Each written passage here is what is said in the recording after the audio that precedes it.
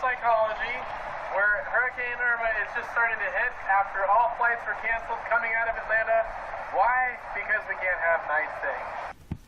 So we're just going to continue on what it has to be the most bizarre start to educational psychology if ever had to have, and teaching it for now 7 years at this college, and before that at Emory. I'm reasonably safe here, I believe. You can hear the gusts of wind. It's really picking up over here. I believe I'm going to be fine to get in. We'll have day 2 of this week and be just fine. I should be there on Thursday unless there's another cancellation, because I called back last night right before sending you that email, and things should be smoothing now for a new flight after this canceled one. Right after the Hurricane Irma, moves through here, I can get back on a plane and fly up. Okay, so today we're going to be talking about social development, and so that's just people like Bronfenbrenner and people like Erickson, a few other scholars that we're going to mention here. Let's start with Bronfenbrenner. And you've read your textbook by now, and hopefully what you got from Bronfenbrenner's bioecological model is not just that it's this environment that's playing on the individual, right? It looks like it's just that this is some sort of deterministic thing. We're just this helpless little child stuck in this nest. And really, no, it's also that the child acts on the environment. And in that sense, it's kind of like Piaget. So it's really a study of context. What's the context in which a child develops? This is an important thing. Activities reflect choice. So we can act on the environment, and that can reflect choice, but it can also be subject to opportunity constraining. Things like privilege can play into it as well. If I asked you why Bill Gates was so successful, my guess is that the first 2 things that you bring up to me are, number 1, his ability, and number 2, the fact that he worked hard. I'm not going to take anything away from either one of those. Those things are both very true. Bill Gates is someone who's very capable, and that's important to understanding who he was. And he's also hardworking, and that's also incredibly important to understanding who he was. I mean, this is somebody who would work so hard that, the way he finally knew it was time to go to bed was that he'd fallen asleep on the keyboard and had made that sound several times that night. Now, were there other things? Yes, and that's where bioecological models start to help us make sense of things that maybe we don't consider. And actually, this example I'm taking from Malcolm Gladwell's Outliers, because in the United States, we really typically stop. Our narrative stops at, people are really able and they really work hard. Other things play into that. The fact that Bill Gates was born to some wealthy parents. He also went to an exclusive private school with access to mainframe computer. This is at a time when most colleges didn't have a mainframe computer, and people had limited access to a mainframe computer even there. So for him to have gone to an exclusive private school in high school and had access to mainframe computer is kind of unheard of at that time. This last part is really strange. He was born between 1954 and 1956. Why would that have influenced his development as somebody who is going into computer sciences? I don't know if this gives you any help, but these are names of other people who were born between 1954 and 1956. You look at those names and you realize, wow, a lot of people who we consider as these kind of computing gurus, they're all born in this short time frame. Why might that be? So that's a really strange thing. These first 2 things are pretty obvious. The first 2 green things are pretty obviously, that's just privilege played into this. This third one is that there's something really magical about being born between these 2 dates, and this is what was magical. The Altair 8800 comes out in 1975. This is when a lot of these guys had kind of just started college, and a lot of these guys dropped out of college. And the reason these dates are important is because if you already kind of finished college, you already had a job in the mainframe system. So you weren't really doing anything radical. You were kind of doing what had already been done before. You got a nice job. You're going to keep that job. And if you were born before there, then you really weren't ready yet to take full advantage of this thing. The Altair 8800 being the first personal computer. And so they were able to take advantage of this time, of their knowledge and everything that they had up to that time, but also having been born in this time, weren't already in the computer industry in a very specific type of job. So did these things affect each other? And that's where it gets really interesting. Yeah, of course. The fact that he had well-to-do parents affected whether or not he went to this exclusive private school with access to a mainframe computer. The fact that he worked hard and proved his ability, that's something we're going to be talking a lot about later. The fact that people saw that he was really capable meant, and by the way, that he worked hard, affected the fact that, they gave him access to this mainframe computer. So again, if you were at University of Michigan, you'd have this little punch card.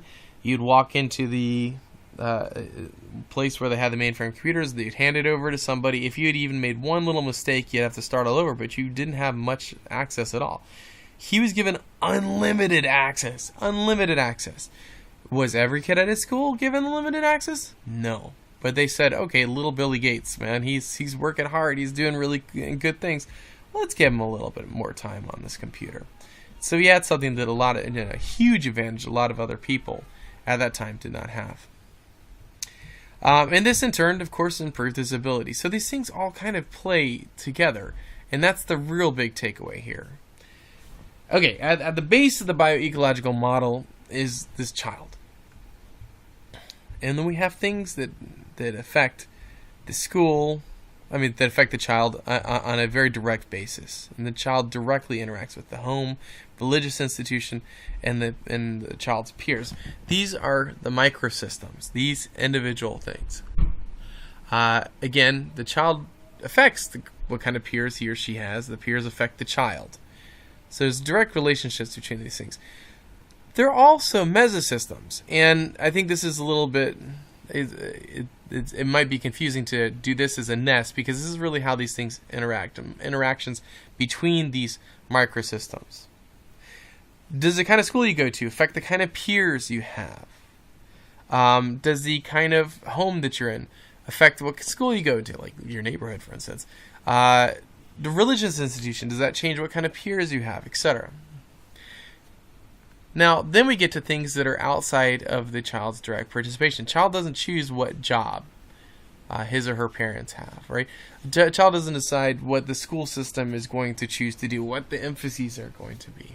And then at this large level, we also have macrosystems, which are these larger social institutional forces, things like the political culture, the culture's social values and norms. These are really, cultural things. Now, note that in each of these cases, these things interact with each other. What happens on the macrosystem level may affect what happens on the exosystem level.